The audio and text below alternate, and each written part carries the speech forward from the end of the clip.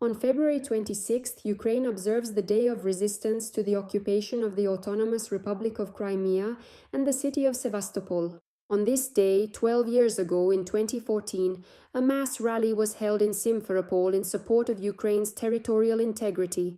As noted by Ukrainian historian of Crimean Tatar origin, Gulnara Abduleva, at that time Crimeans took to the streets in protest, declaring their resistance to the occupation. On the Freedom Channel, she explained Russia did everything possible to present an image of a supposedly pro-Russian Crimea.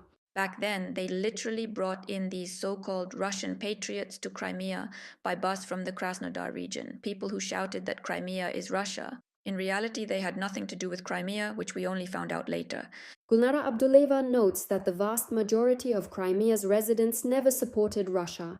This myth was created by Kremlin propaganda. Moreover, even the few fans of the so-called Russian world who remained on the occupied peninsula are shocked by the actions of the occupying authorities. In particular, local residents are dissatisfied with the lack of jobs in temporarily occupied Crimea. Ukraine provided jobs, but under Russia, they were left without work.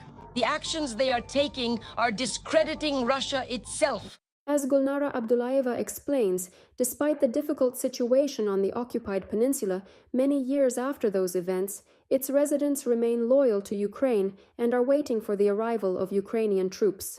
Honestly, every time they hear about a strike from Ukraine hitting Russian bases in Crimea, they say they celebrate with a festive cup of coffee. We will endure everything as long as it ends soon, and we are waiting for the day when the Ukrainian armed forces enter Crimea. The liberation of temporarily occupied Crimea remains one of Ukraine's main goals, and the defense forces are already actively working towards it.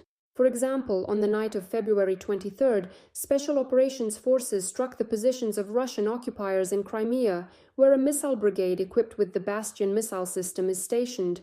The Russians launched Zircon hypersonic missiles from this system.